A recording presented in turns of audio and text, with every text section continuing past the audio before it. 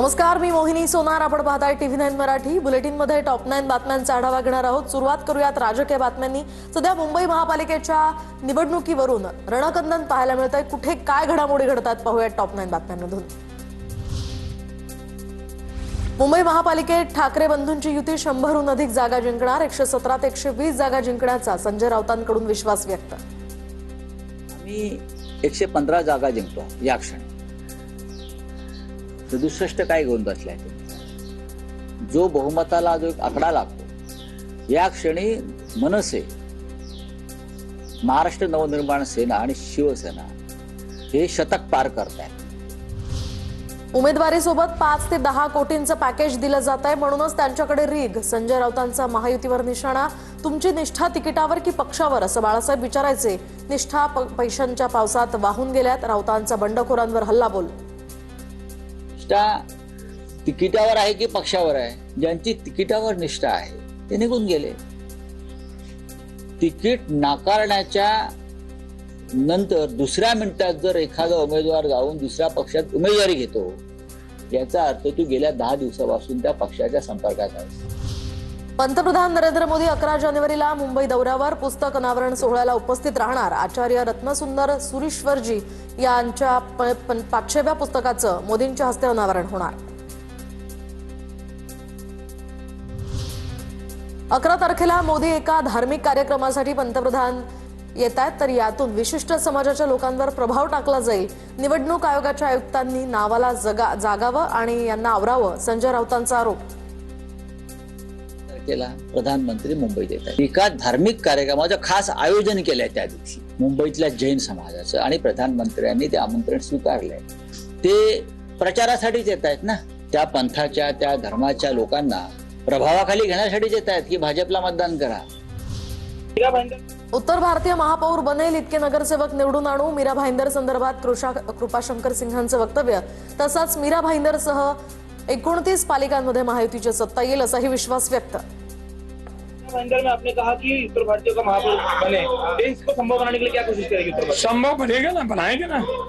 हम इतना नगर सेवक चुन देंगे कि उत्तर भारतीय समाज का महापौर बनेगा.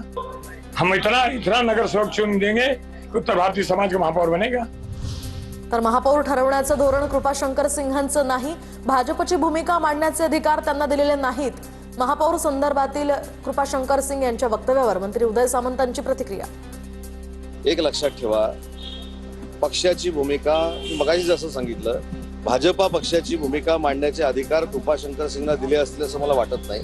त्याच्यामध्ये स्वतः मुख्यमंत्री बोलतील ना. तर कृपाशंकर सिंहांचं वक्तव्य मराठी माणसाला अपमानित करणारं, यांचा माज निवडणुकीत उतरवल्याशिवाय राहणार नाही. सचिन अहिर यांची टीका. आजही मराठी माणसाची किंवा या शहरातल्या मराठीवरती प्रेम करणाऱ्या अन्य सर्व भाषेची ही एका प्रकारे मोठ्या प्रमाणावरती अपमानित करण्यासारखी गोष्ट आहे आणि ह्यांची ही माज मतदार निश्चितपणे या निवडणुकीमध्ये उतरल्याशिवाय राहणार नाही. तर हिंदू महापौर व्हावा ही माझी भूमिका. माझ्या विधानाचा चुकीचा अर्थ काढला गेला. कृपाशंकर सिंहांची यानंतर आता सारवासारव. मीरा भाईंदरमध्ये उत्तर भारतीय महापौर बसेल इतके नगरसेवक निवडून आणू असं वक्तव्य सिंहांनी केलं होतं. हा मीरा भाईंदरमध्ये असा एक प्रसंग होता. त्यामध्ये कुठला हे विषयांतर काही लोक करत आहे ह्या विषयाचा. उत्तर भारतीय समाज किंवा मराठी, तुम्ही मतलब डिव्हिजन करू नका. हा मराठी समाज किंवा उत्तर भारतीय, महाराष्ट्रामध्ये राहणारे आम्ही सगळे मतलब मराठी आणि हिंदीमध्ये कुठे फरक करत नाही आणि करणार पण नाही. कृपाशंकर सिंग यांची जीभ छाटली पाहिजे. आम्ही बिहार आणि गुजरातमध्ये येऊन मराठी महापौर होईल असं बोललो तर चालेल का? मनसेच्या गजानन काळेंचाही हल्लाबोल. या कृपाशंकर सिंग यांची जीभ छाटली पाहिजे या संदर्भातलं सुद्धा अत्यंत गंभीर विधान केल्यामुळे मी महाराष्ट्रातल्या प्रत्येक मराठी माणसाला या संदर्भात सांगते, हे मराठी पण घालवण्याचं कटकारस्थान आपण उधळून लावा. इच्छुक उमेदवारांना तिकीट न दिल्यामुळे अनेकांची नाराजी उफाळून आली आहे. कुठे कुणी कशी नाराजी व्यक्त केली आहे पाहूयात.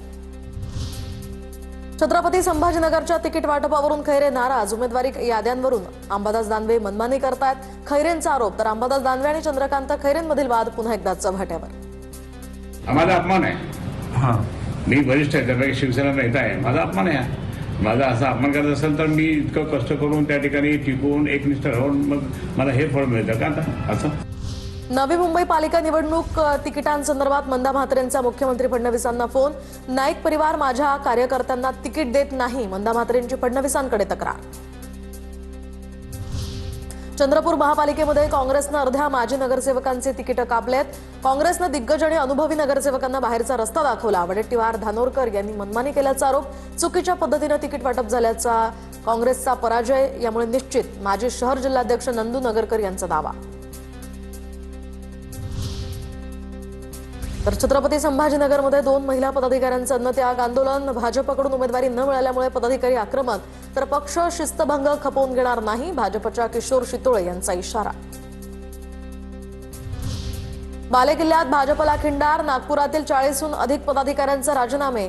उमेदवारी न मिळाल्यामुळे अनेकांनी पक्षाच्या सदस्यत्वाचा राजीनामा दिला, तर काहींकडून बंडखोरी करत अपक्ष अर्जही दाखल. जागा कमी, अर्ज जास्त अशी स्थिती. नाराज कार्यकर्त्यांची समजूत काढू, काही जागा जिंकण्यासाठी पक्षप्रवेश केले. चंद्रशेखर बावनकुळेंकडून स्पष्ट. आता आपण सीट देऊ शकतो एक मागितल्या 20 लोकांनी, त्यामध्ये काही कार्यकर्त्यांची नाराजी आहे, पण मला विश्वास आहे की कार्यकर्ते पक्षाची भूमिका समजून घेतील, पक्षाचा पक्षादेश समजून घेतील. पुणे पालिका निवडणुकीसाठी भाजपकडून 25 माजी नगरसेवकांना उमेदवारी नाही. मेरिटवर उमेदवारी नाकारल्याची चर्चा. जवळपास 6 माजी नगरसेवक अजित पवारांच्या राष्ट्रवादीत. छत्रपती संभाजीनगरमध्ये उमेदवारी न दिल्यामुळे नाराज भाजप उमेदवारांचा आक्रोश. अतुल सावे आणि भागवत कराडांविरोधात घोषणाबाजी. भागवत कराडांनी जातीवाद केल्याचा कार्यकर्त्यांचा आरोप. पुण्यामध्ये जेलमधल्या गुंडांना अजित पवारांच्या राष्ट्रवादीची उमेदवारी. अशा लोकांना उमेदवारी देणं चुकीचं. धंगेकरांची प्रतिक्रिया. तर भयमुक्त आणि गुन्हेगारी मुक्त पुणे पाहिजे असंही वक्तव्य. आता ज्याच्या पक्षाचा प्रश्न आहे, पण तुम्हाला सांगतो की भयमुक्त पुणे पाहिजे, गुन्हेगारी मुक्त पुणे पाहिजे. आमच्या पिढीला आम्ही काय देणार आहे? हे देणार आहे का?